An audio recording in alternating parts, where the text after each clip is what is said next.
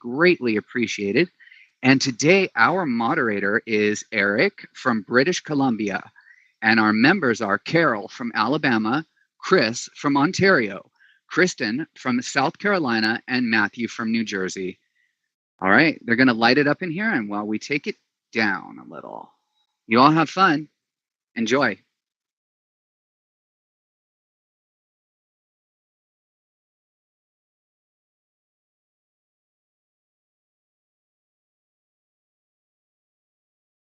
Hey there, Eric. We have a few minutes while we wait for audio to initialize. If you look up in the upper right-hand corner of your screen, you will see 3 gears that are in a little blue circle. Just go ahead and click that and click Reinitialize Volume. And if any of our other icons on the stage want to go ahead and do that too, if you have any audio issues, and we'll begin shortly. Was that Reinitialize Voice? I don't see a volume. I can hear you perfectly now. Is there a specific topic today? Well, why don't we start out with what your number one priority every single day is, what each and every one of you do here on the stage every day to get your day started, to get yourselves motivated, to get out there and get going. Because I know that a lot of people in the audience probably have this in the back of their head and they're thinking, okay, well, you know, what kind of mindset do these icons get into to get going through their day? So let's all discuss that. Okay. Should I start or should I ask someone else to? Yeah, sure, Eric. You go, and then Matthew, Kristen, Carol, you guys can do this any old way you want. Okay, for sure. Sure. All right, good morning. Good morning, everyone. As you can tell, I forgot it was Halloween. But fortunately, others have not. I love Halloween, too. So, as mentioned, my name's Eric Pitato from British Columbia.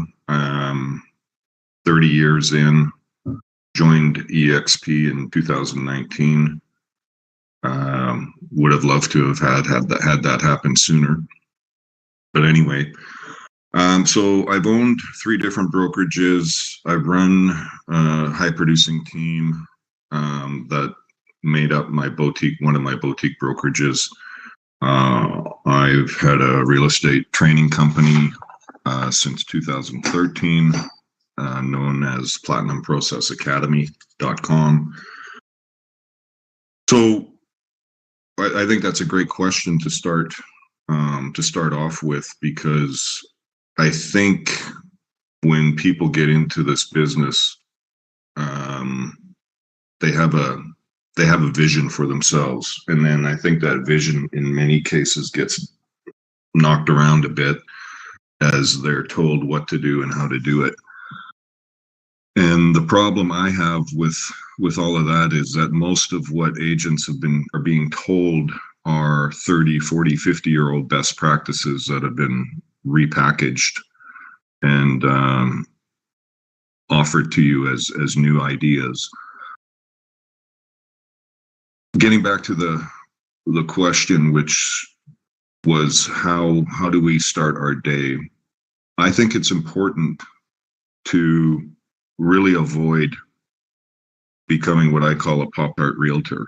And that's the realtor that really has no direction. And, you know, when the phone rings, you pop up and you're out the door.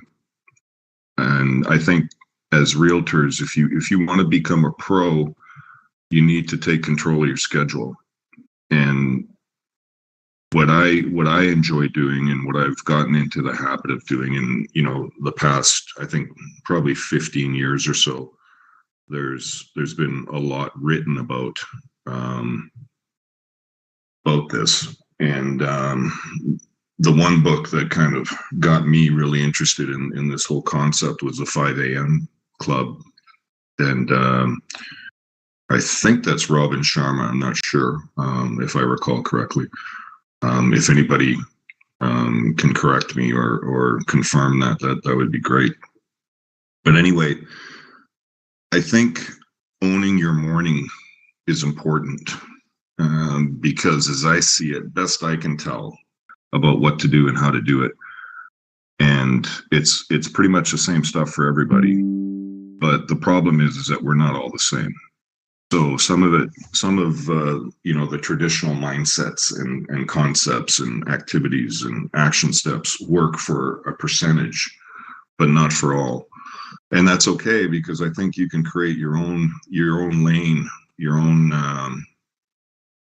unique self within this business, which will serve you a whole lot better than being, the same as somebody else or the same as others. So what I train agents to do is to really block off time in the morning for themselves, because in our industry, probably more than any other, we are our business.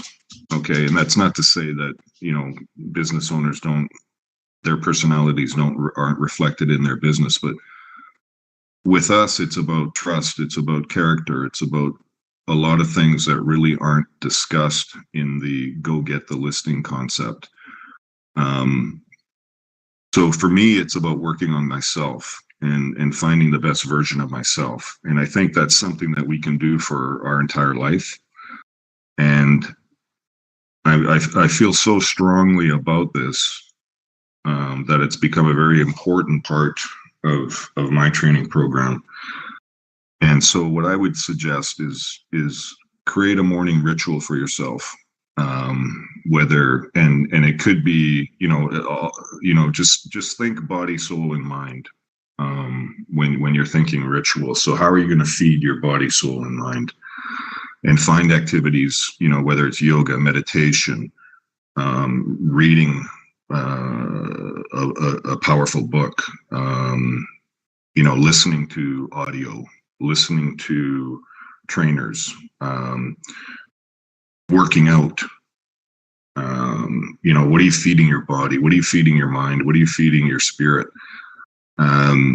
Because this is what you need to do to really come back to that perfect version of yourself, because that's how we all start out, and then we get bounced around as we grow up and ultimately become characters in other people's plays, mostly like our family, our friends, that sort of thing. So really create your own identity by finding out who you really are and what makes you tick.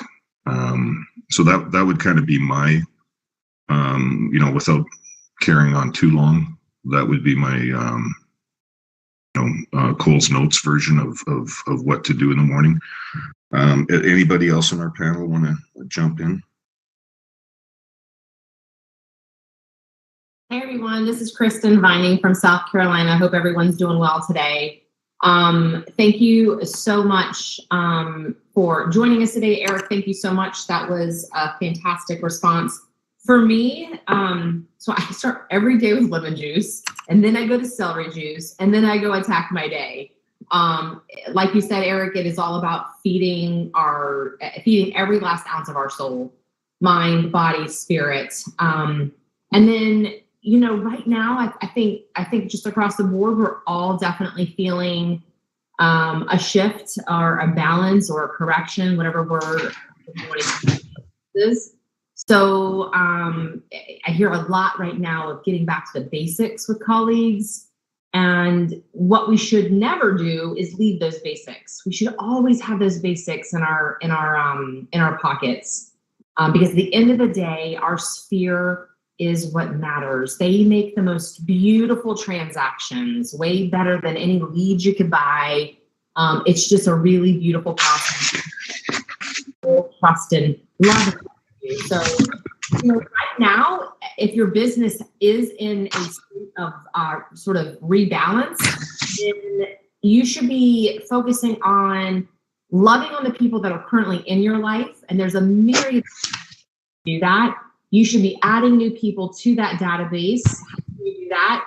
Gosh, right now we are all about, interiors and design and latest trends, and then sharing that sort of stuff on social media, because people like pretty pictures. It's eye candy. If I were to ask everybody in the audience right now, as they're scrolling through Instagram or scrolling through Facebook, what stops you?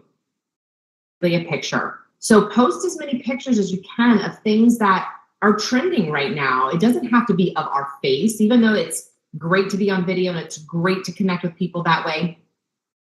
It's still, there's so much value in simply taking a picture of a swivel chair. As crazy as that sounds, you could be in a furniture store and say, you know, here's one of the hottest Curry & Co chairs or Tebow chairs or whatever kind of designer, you know, it's going to suit your fancy, to share it with your sphere. And again, it makes for a pretty picture. So every day it's loving on sphere and adding new people to my database. Okay, awesome. Anyone else? Chris, Matthew, Carol? Hi, everyone. Matt Clemente here. Excuse my voice. I'm a little under the weather at the moment. I'm located in central Jersey in Monmouth County in the Colts Neck and Marlboro area. I've been doing real estate full-time since 2017, and I joined EXP in 2019. Share the same sentiment as Eric that I wish I joined the company sooner, but everything's been great. Real estate has taken off since joining the company, and my downline has grown significantly since I started as well. I definitely make that a part of my business plan on a yearly basis. I couldn't agree more with what you guys said about time management. Number one, in my previous life, I worked in finance, so I had a very, very scheduled day.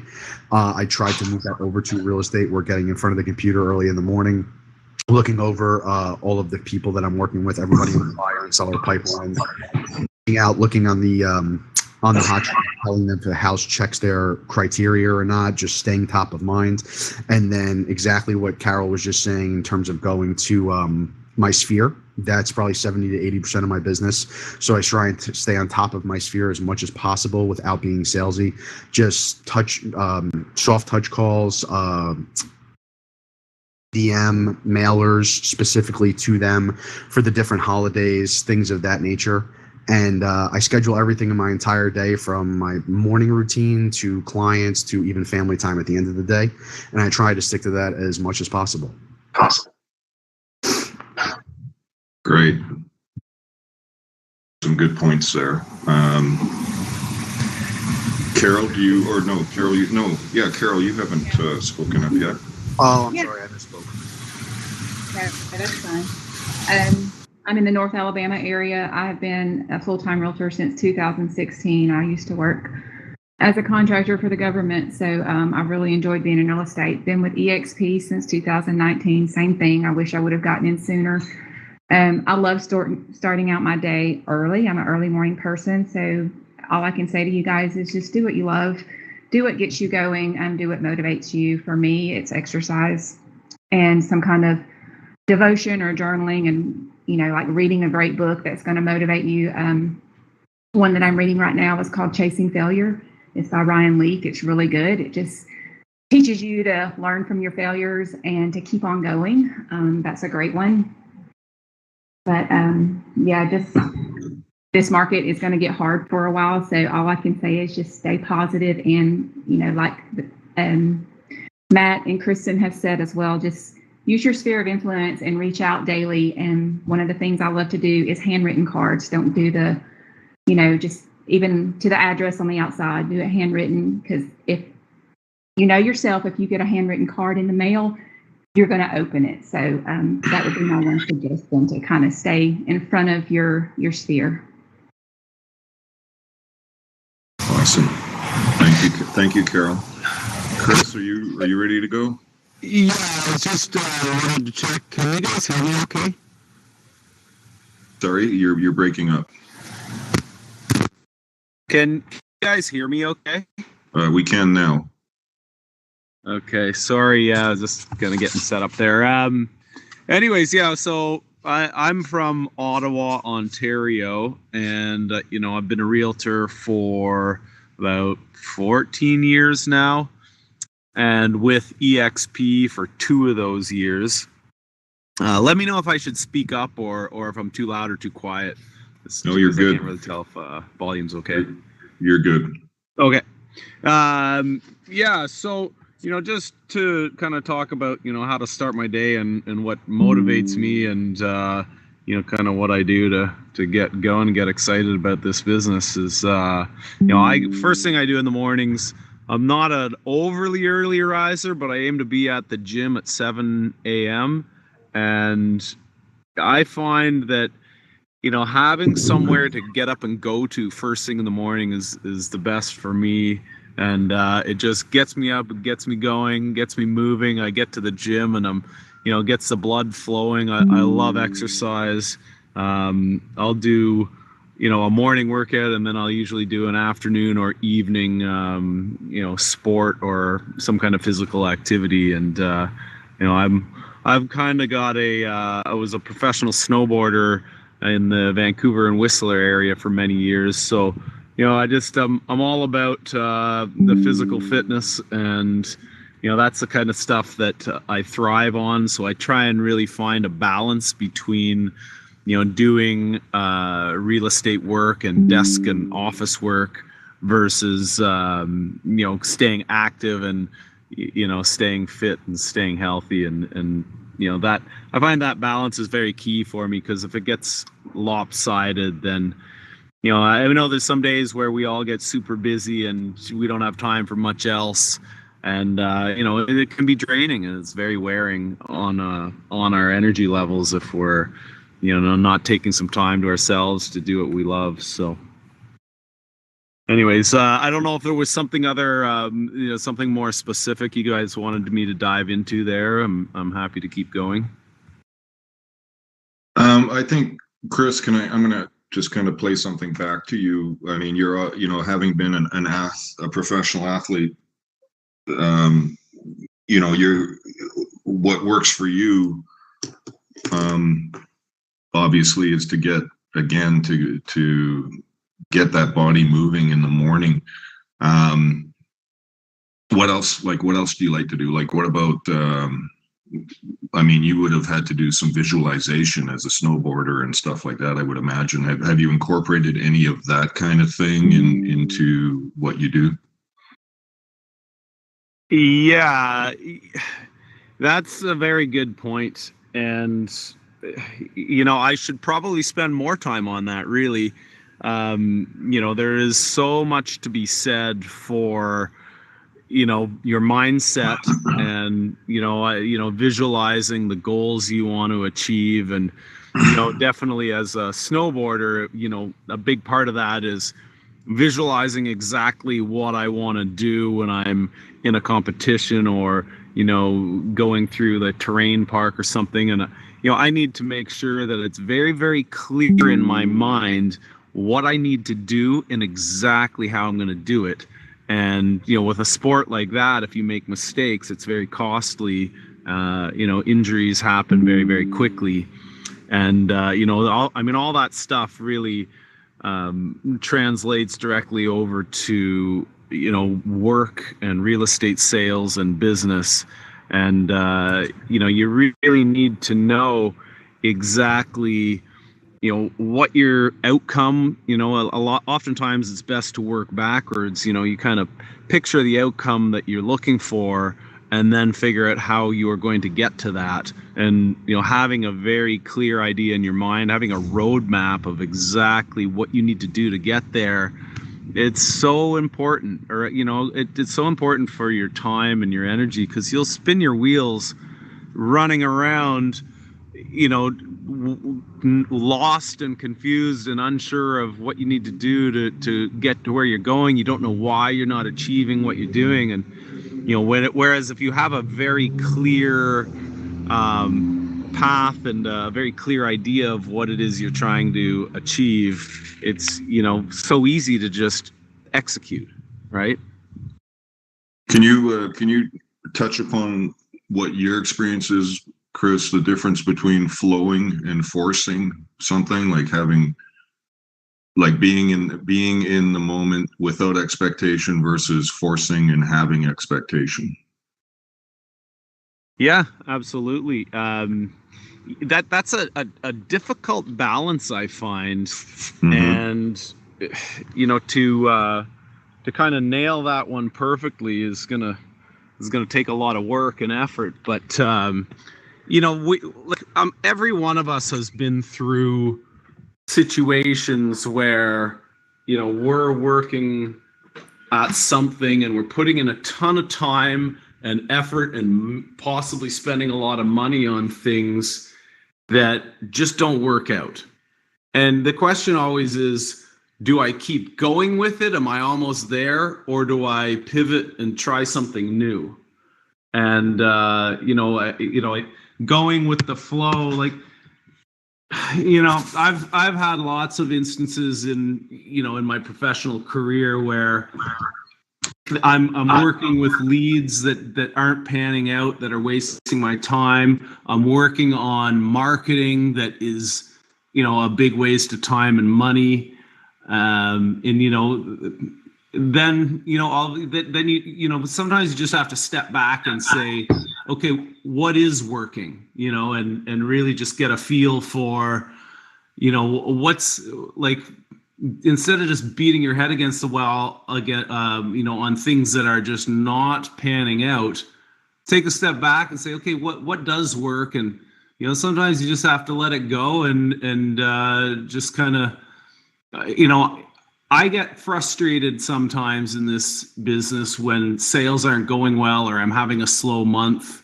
And, those are very trying times. But I just have to remind myself that I've been through it many times before. You're going to have slow months in this business.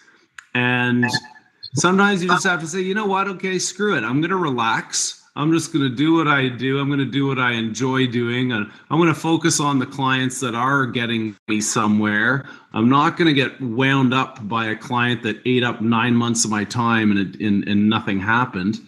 And so I wish I had like a really simple, easy answer for this one. But, I think that the key is to, not stress yourself out sometimes when things aren't always going your way. Sometimes you just have to say, you just got to relax. And, it's like you book a vacation, all of a sudden your phone will start ringing and business will start coming in. And it's like, you're getting ready to go on a trip somewhere and boom, all of a sudden your phone's blowing up. And it just happens sometimes. And, there's just certain things you can't force. That's awesome, Chris. Thank you. Are there any questions out there for our panel? Yeah, Eric, I have a question from the audience. I have here a question from Jake Browning. He wants to know from all of you what types of lead generation platforms you would suggest. And also, if you guys want to talk about what you're doing differently this year as opposed to last year with the market shift. Anybody want to tackle that one?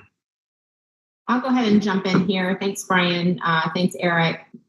So the CR, we've used, I feel like we've used a myriad of different CRMs over the years. We're currently right now with Follow Up Boss.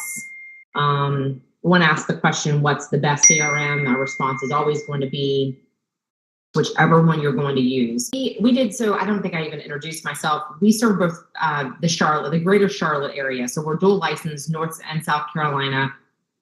We did roughly $42 million in volume last year. Our business looks a lot different this year. We're a husband-wife team. And last year we bought leads and they worked. We were operating in the black until we weren't. And then that's when you just start trimming the fat.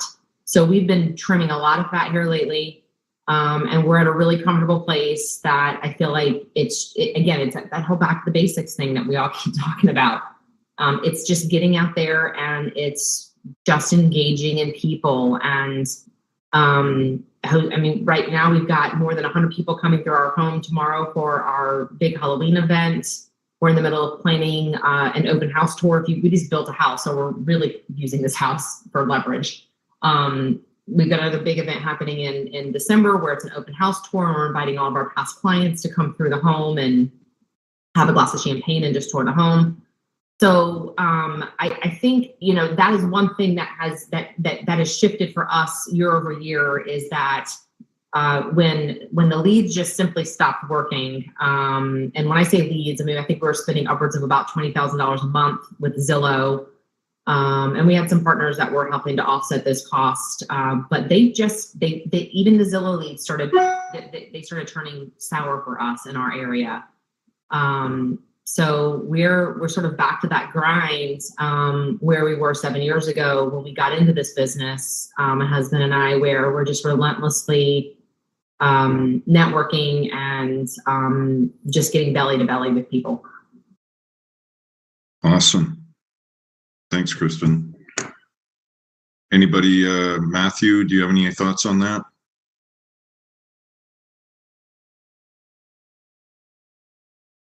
Matt, you still there? No? I'm happy to jump in here. Okay, go ahead, Chris. Yeah, I mean, this is a great question, and it's, really, I think one of the most important questions that any realtor can ask right now is, where do we focus our marketing efforts and where are we going to get new leads from? And for me, in Ottawa, Ontario, the market has dramatically slowed down here. Sales volume and transaction volume has slowed right down.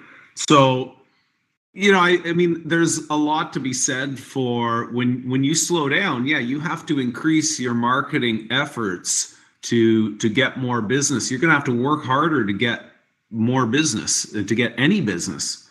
The challenge being with less volume, so less buyers and less sellers out there, and less deals going through, you got to be very careful, I think, of what you're spending, how much money you're spending. And so I think the best marketing efforts right now are going to be the easy circle of influence, social media, stuff that isn't going to cost you money. Like you guys mentioned, picking up the phone and calling past clients, calling, various family and friends just to do quick check-ins and, calling any potential leads, sending out email updates, adding more content onto your social media, your website, like blogging, etc., your YouTube channel. All that stuff, most of that stuff is free and is really not that hard to do. And I think that's going to be, if you can ramp that up, that's kind of the best starting point. Because if you just dive into it and you're paying for, a Google AdWords and, Facebook ads and whatever, and you're dropping a bunch of money and it doesn't get you anywhere, that isn't going to be sustainable, right? Like, you can't be spending $5,000 a month on advertising. If no deals are coming in, eventually you're going to dry up. So, I would just always start with the free tools that we all have and then kind of build from there. But I mean, absolutely every one of us in a slow market is going to have to put in more effort on marketing and reaching potential clients. Awesome. Thanks, Chris. Carol, did you have? I'm sorry. Or Matt, you're here? Yes, okay. I'm here. Go ahead. I think Chris's response was phenomenal. Going the free route of social media, Instagram for me personally, I always joke that Instagram should charge me a membership fee with the business that I've done from them, just from posting stories of houses from walkthroughs to smiling clients on closing day and so on and so forth, where I've gotten referrals from people that I haven't talked to in years.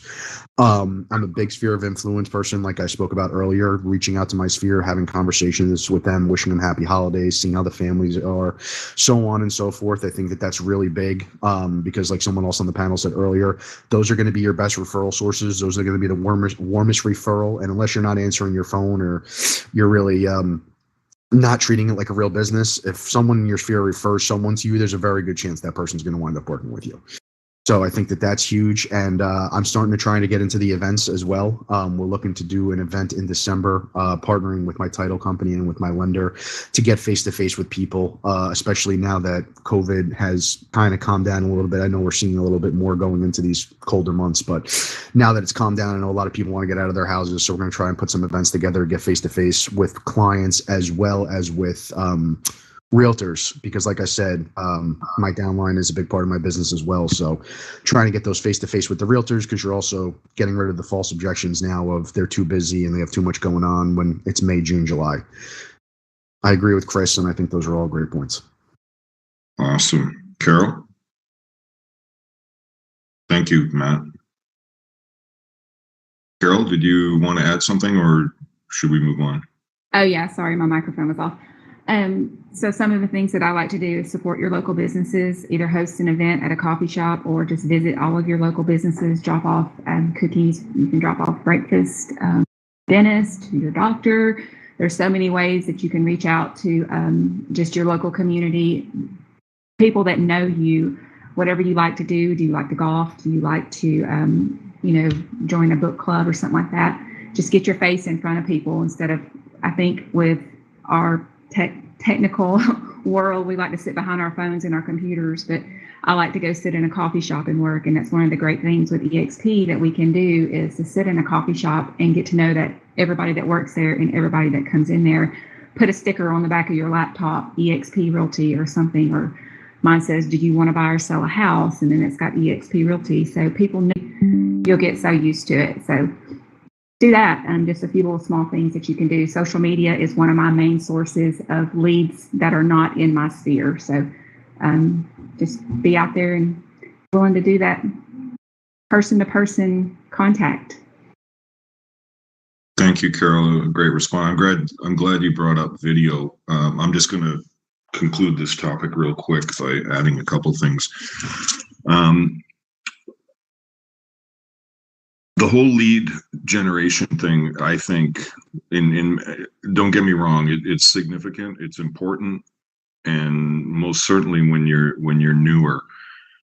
But something to think about as you move through your career is this: always remember to add value no matter what you're doing. And when I mean add value, I mean something that's differentiated. Okay, something that's going to trigger somebody, a response from somebody, not in an extraction kind of way, but in a way of you being seen as invaluable to them. So, and I say this because if you're 20 years in and you still are counting on lead gen for a significant portion of your business, then there's something has gone wrong in your business, and you've become recycled. In the consumer's eye, and you are recycling the consumer.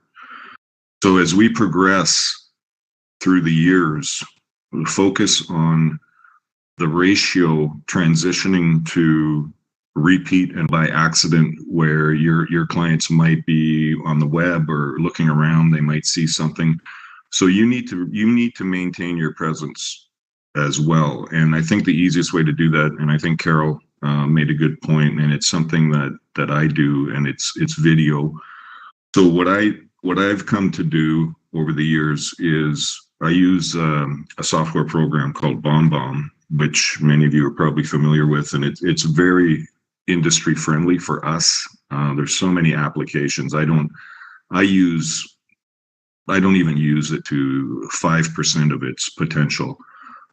It's an amazing program, and you should look into it. And that's BombBomb, as in a bomb going off. So what I do is just do a quick 3-4 minute video monthly after my board puts out the real estate statistics, and I embed that into my monthly newsletter, and with the statistics that I get from our board. And my assistant pushes it all out through MailChimp to my client base. So just remember, focus on adding value, focus on, reminding yourself that I need to build an army in my database. Okay. And that database needs to transition to become your own personal marketing company. And, if you focus on that right away, by the time you're 10 years in, 15 years in, lead gen's not going to matter to you. I mean, I shouldn't say at all, but I would say my new client ratio is probably 10% now. Okay, so I'm not dependent on lead gen. And trust me when I say that that's a beautiful place to be. And all you need to do that is to really create some differentiation in your practice and focus on results versus service. Okay, we are not in the service industry. We are in the results industry. So, and I say that because service is kind of arbitrary, and your idea of good service and someone else's idea of good service could be very, very different. But when you sell a house for 99% of its asking price versus 95% of the asking price after 3 price reductions, that can be measured. Okay, so one is a train wreck, one is an awesome result. So focus on creating awesome results, and you know, equip yourself to really be able to master what you do. So that's all I'll add to that. Any other questions out there? Sure, Eric, I've got one for you and everybody else on the panel. As you know, a lot of people are coming into real estate as new agents, or they're re-upping their license. And I think a lot of people would want to know what you all are helping to do to build them up and get rooted in the real estate business and not necessarily drop out after 2 years like we have all seen a lot of agents do. What do you all do to help them stay in business and nurture them and keep them going and maybe add them to your downline or team? Chris, do you want to start with that one? Sure. Yeah. So are you speaking about specifically like new agents that we're bringing on underneath us? Sure. Yeah, you can go with new agents or agents that have just re-upped their license. Anyone who's just coming back into the industry, how are you guys helping to keep them steady in the industry and build them up and nurture them? Oh, this is a very good question, and you know, yeah, I like it. It's you know, this is really a lot of the stuff that we've been discussing earlier about marketing efforts. And, you know, your lifestyle of getting up early, staying, you know, keeping your energy levels up, keeping your motivation up, and just staying the course. I find with a lot of these questions on, you know, how do we stay motivated? Where do we get new business from? Where do we focus our marketing efforts?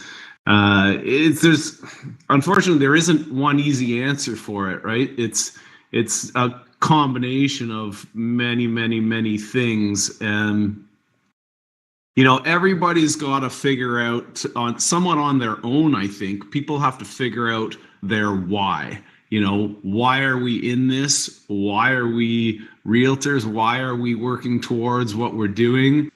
You know, why are we getting up early? Why are we busting our butts?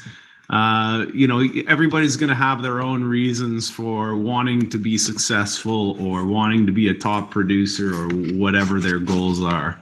And that's a big part of it. There's a very good book. I forget who wrote it. It's called Start With Why. Or is it Start With Why? Simon Sinek. Yeah. I read that back when. It's an excellent book. And it's, Chris, just let me jump in real quick. Yeah. Well, I'm sorry to interrupt, but something we could share with, I'm going to come right back to you. Simon Sinek came out with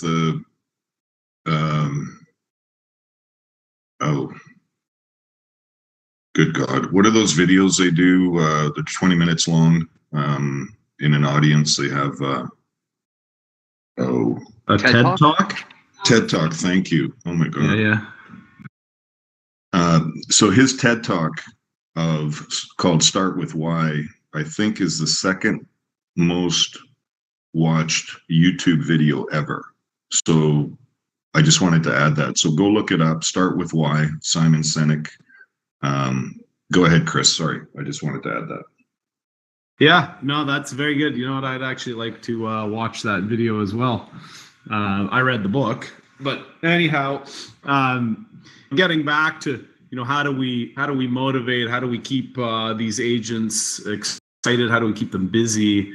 You know, it's the full spectrum of, you know, what motivates them to, what their goals, setting their own goals, scheduling and planning, maybe it's writing down all their own goals, putting together a marketing plan, having a marketing budget, and, having a clear roadmap and guideline for how they want to grow their business, getting on top of their CRA. It's all these things. We are entrepreneurs and we are self-employed, for the most part. So, we really have to run all aspects of our business, from, management to accounting to marketing, etc. So, I don't want to scare people off, but a lot of people ask me how I like being a realtor. And, so some people will ask me, should I get into real estate? I've been thinking about getting my license, and I will have a very honest answer for them. I'll say, listen, it's a lot of work. This is not for the faint of heart. It's not something where, people could just walk into this job and all of a sudden somebody's throwing money at them and we're all driving fancy cars. It's a grind. There's a lot to stay on top of every day and every week. And, we're really running a business and all aspects of it, so, all that said, it's really a matter of, looking at every individual's situation and figuring out what areas need improvement and what they can be working on to, further their business and to keep themselves motivated, every week and every year. January 1st, every year, we got to start from scratch and we got to claw our way back up and make those sales all over again. Absolutely. Awesome, Chris. Thank you. Kristen? Yes, I think that's a great question as well. There's so many ways that we can help agents, whether they're in our downline, whether they're in, another downline.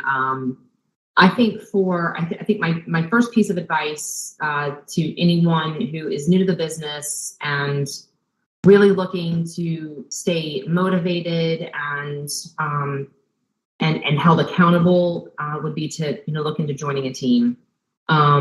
Teams are, they're you've got to find the right tribe, but once you find that right fit, it's such a beautiful thing. As a team leader, we've been as large as 10 on our team.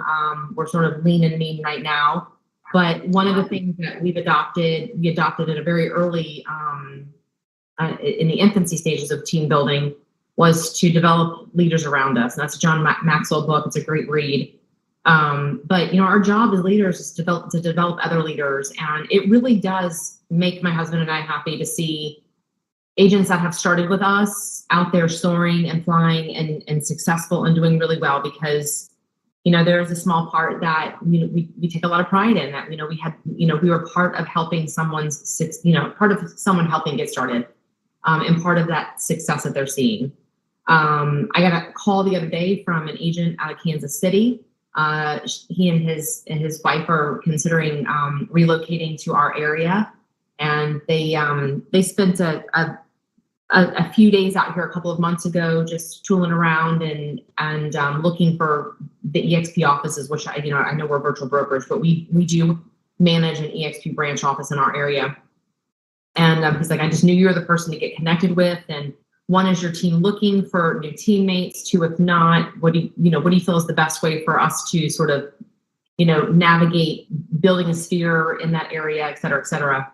And it's just a conversation, right? And if we're coming from a place of contribution always, then, it's super rewarding. It's just a really great feeling to know that you're helping other people, whether it's, eventually going to turn into something that's monetized or not. So I love that question. I think that the other beautiful thing about being with EXP is that this brokerage tends to attract these same types of folks. So when we're co-oping a deal with an EXP agent, I don't know. It seems to go so streamlined and smooth, and then, we got brokerages in our area, which we all have, these brokerages are everywhere. Then I don't know. Anyway, I'm going off I'm squirreling now, but I think at the end of the day, it's just all about helping each other rise, and we get there together.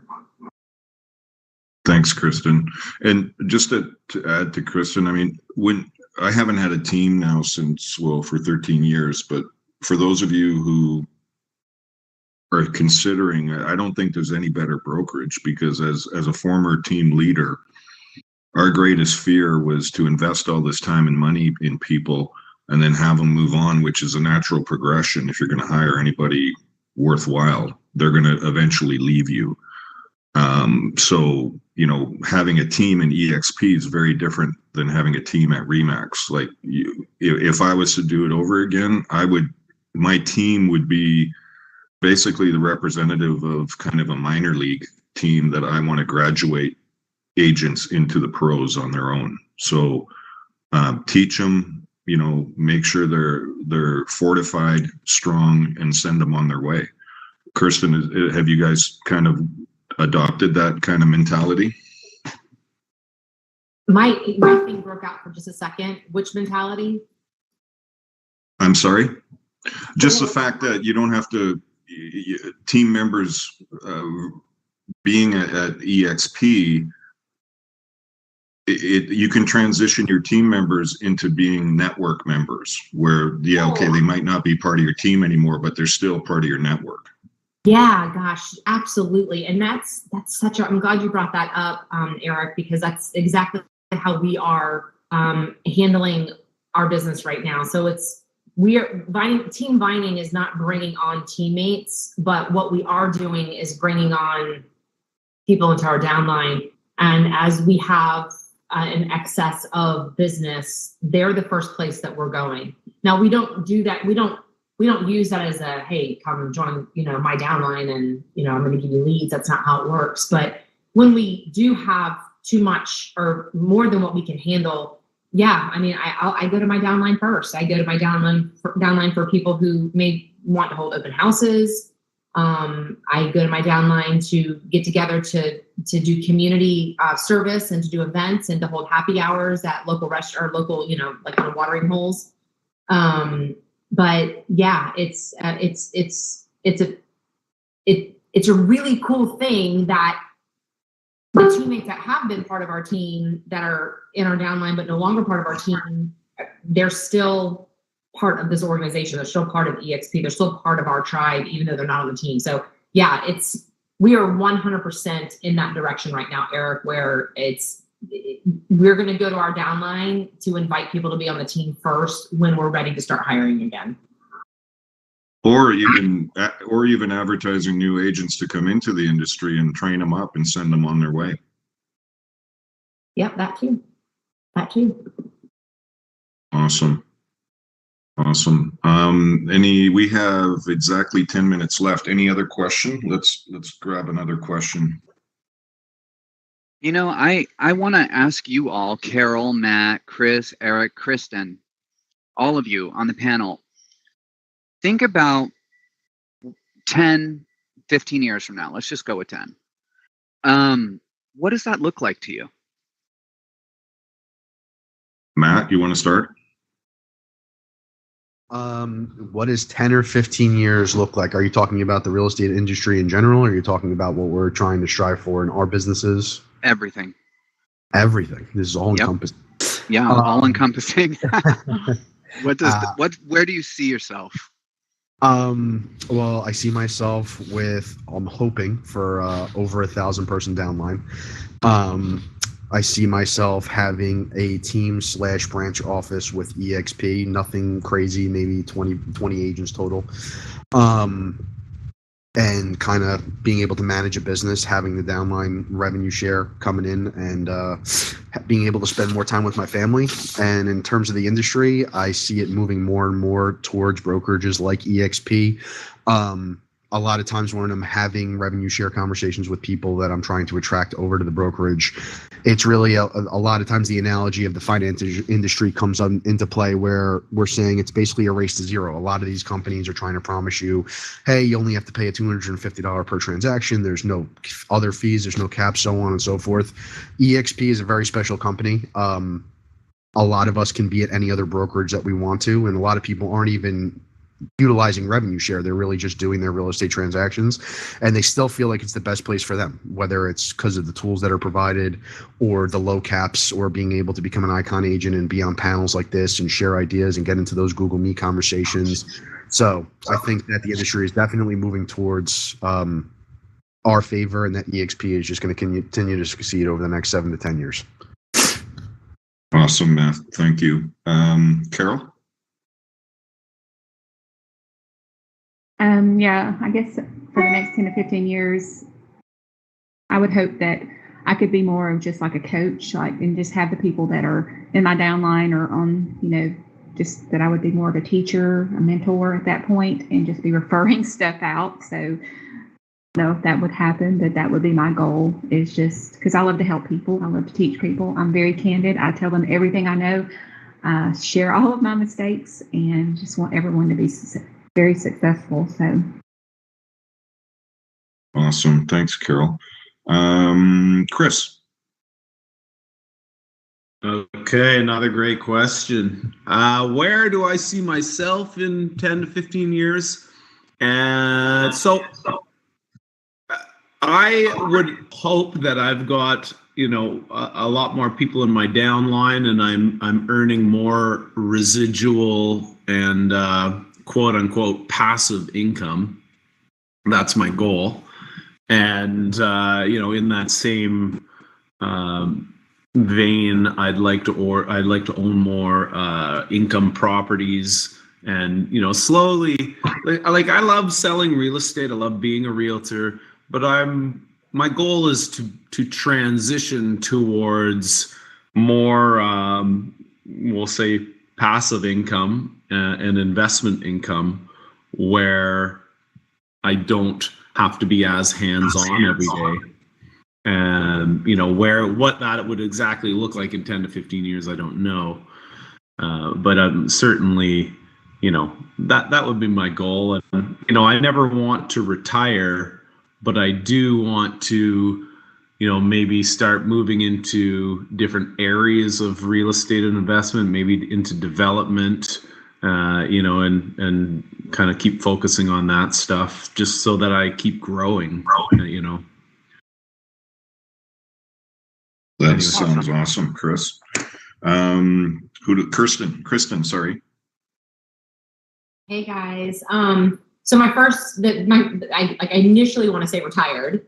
However, I don't think I'll ever be able to stop moving and shaking and doing. So the short of it would be to, have enough financial freedom that I don't have to work. And what I do work on are things that just ultimately bring incredible joy to my life, to others' lives. And, be it still, leading a production team. We're investors as well. So, I love rehabbing homes and flipping homes.